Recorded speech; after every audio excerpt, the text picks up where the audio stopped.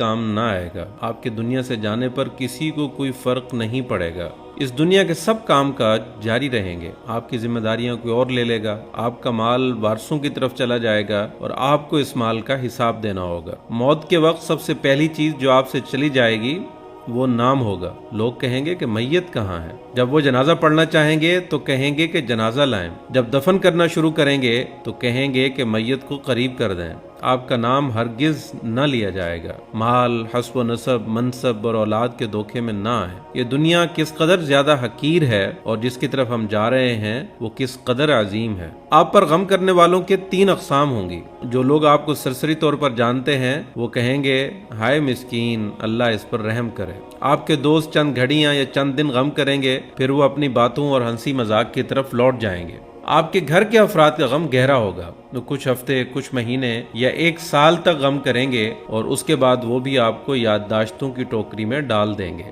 لوگوں کے درمیان آپ کی کہانی کا اختتام ہو جائے گا اور آپ کی حقیقی کہانی شروع ہو جائے گی، وہ آخرت ہے۔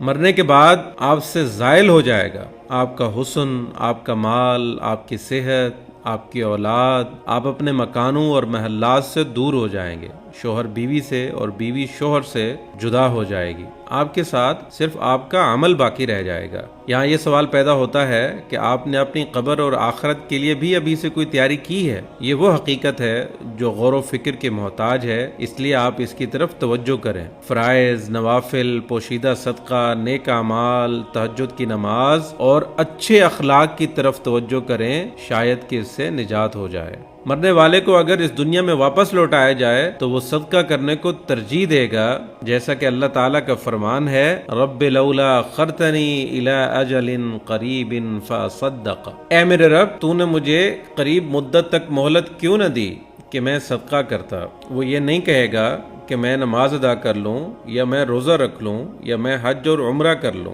علماء کہتے ہیں کہ میت صرف صدقے کا ذکر اس لیے کرتی ہے کیونکہ وہ اپنی موت کے بعد اس کے عظیم اثرات دیکھتی ہے، لہٰذا زیادہ سے زیادہ صدقات و خیرات کریں۔ اور بہترین چیز جس کا آپ ابھی صدقہ کر سکتے ہیں وہ آپ کے وقت میں سے 10 سیکنڈ ہے۔ آپ خیر خواہی اور اخلاص کی نیت سے اس تحریر کو دوسروں تک پہنچائیں، کیونکہ اچھی بات کہنا بھی صدقہ ہے۔ اگر آپ اس تحریر کے ذریعے سے اور اس ویڈیو کے ذریعے سے لوگوں کو یاد دہانی کروانے کی کوشش کریں گے تو قیامت کے دن اسے اپنے ترازو میں پائیں گے۔ وَذَكِّرْ فَإِنَّ الذِّكْرَ تَنفَعُ الْمُؤْمِنِينَ، اور نصیحت کیجئے کیونکہ یقیناً نصیحت ایمان والوں کو نفع دیتی ہے۔